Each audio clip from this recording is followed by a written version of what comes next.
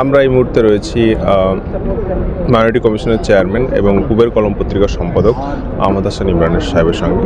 তার কাছে আমরা জেনে নেব যে আজকে ওয়াকফ বিরোধী যে আন্দোলন বা প্রতিবাদ সভা হয়েছে ইন্টার স্টেডিয়ামে, তো সেটা নিয়ে তার কী বক্তব্য। এবং আমরা জানি 26 তারিখে একটা প্রোগ্রাম হওয়ার কথা ছিল, তারপরেও আজকে একটা প্রোগ্রাম হয়েছে। তা একজন সমাজসেবী এবং মুসলিম সমাজের বুদ্ধিজীবী কী ভাবছেন সেটা জেনে নেব। তো এই যে আজকে আন্দোলন থেকে আপনি কী আশা করছেন, বা যে ওয়াকফ আইন বিরোধী আন্দোলন, সেটা কতদূর এগোবে বলে মনে হয়? না, দেখুন, এই আন্দোলন তো একটা গণতান্ত্রিক প্রসেস। ওরা একটা আইন পাস করেছে জাস্ট মেজরিটির জোরে, 2/3 মেজরিটি নয়। মমতা ব্যানার্জি বললেন যে এই ধরনের আইন পাস করতে গেলে এটা সাংবিধানিক আইন হয়ে যাচ্ছে, কারণ সংবিধান যে অধিকার দিয়েছে, মৌলিক অধিকার, তোমরা তা বদল করে দিচ্ছ। তো তোমাদের তো 2/3 মেজরিটির জন্য দরকার ছিল, তোমরা তো জাস্ট বেয়ার মেজরিটিতে, সামান্য মেজরিটিতে তোমরা জিতেছ। তো এই আন্দোলন এই জন্য করা হচ্ছে যে এই আইনটি ভুল, এই আইনটি মুসলিম সম্প্রদায়ের উপর চাপিয়ে দেওয়া হয়েছে এবং জবরদস্তি। কোনো মুসলিম সাংসদ, কোনো মুসলিম এমএলএ ভারতবর্ষের তারা বলেনি আমাদের এই ধরনের কোনো আইন চাই। এই আইনের তারা সবাই বিরোধিতা করেছে। একজন সাংসদও পার্লামেন্টে দাঁড়িয়ে, বড় মুসলিম সাংসদ, বলেনি যে আমরা এই আইনটা চাই। তো জবরদস্তি মুসলমানদেরকে ছোটো করার জন্য, এবং গোল ওয়ালকার যে আরএসএসের গুরু, তার যে কথা যে মুসলমানদেরকে দ্বিতীয় শ্রেণীর নাগরিক হিসেবে ভারতে থাকতে হবে এবং তার কোনো অধিকার পাবে না, অধিকার দাবি করতেও পারবে না। গুরু ওয়ালকার এই ধরনের কথা বলেছেন। আরএসএসের যিনি খুব বড় তাত্ত্বিক নেতা ছিলেন, তারাই সেটাকে বাস্তবায়ন করতে চায়।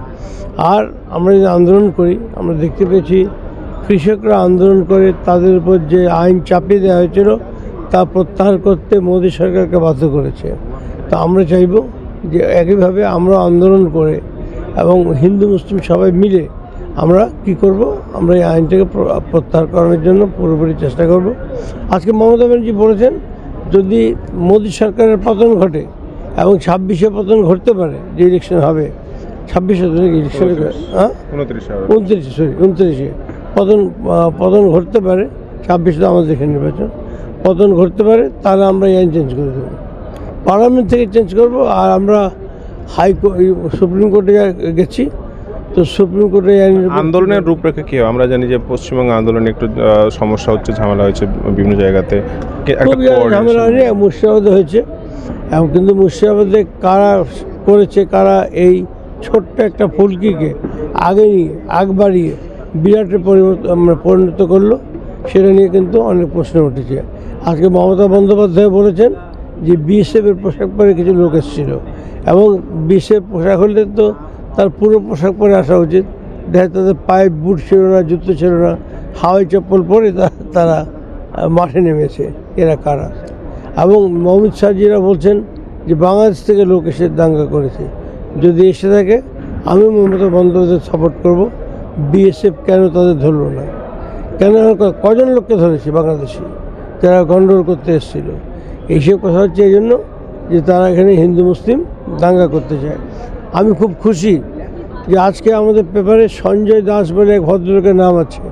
সেই ভদ্রলোক কী করেছেন, তিনি তার যে নিজের গ্রাম, সেখানে মুসলিম পাড়াকে, সেটা হিন্দু মেজরিটি গ্রাম, সঞ্জয় দাস মুসলিমদের রক্ষা করেছেন। ইন দ্য সেন্স বলেছেন এখানে কোনো দাঙ্গা করতে দেবো না। বিজেপির লোকদের বলেছেন এখানে যদি তোমরা আসো, আমরা তোমাদের ধরে মারবো। তাই কে দাঁড়িয়েছে মুসলিমদের পক্ষে? সঞ্জয় দাস বলে একজন হিন্দু ভাই দাঁড়িয়েছেন। মানে একটা সহাবস্থানের চিত্র, সেই মুসলিম হিন্দু কথা হচ্ছে যে তার বাড়িকে বিজেপি ভেঙে দিয়েছে। যেহেতু তিনি যে বলছেন মুসলিমদের পক্ষে দাঁড়াচ্ছেন, তাদের জীবন সম্পত্তির পক্ষে দাঁড়াচ্ছেন, তাই কী করা হয়েছে বলুন? তার বাড়িকে ভেঙে দিয়েছে। আমরা তাকে শ্রদ্ধা জানাই এবং আমরা দেখব কি করে তার করা যায়, তার বাড়িকে পুনরায় ঠিকঠাক করে দেওয়া যায়। আমরা দেখব।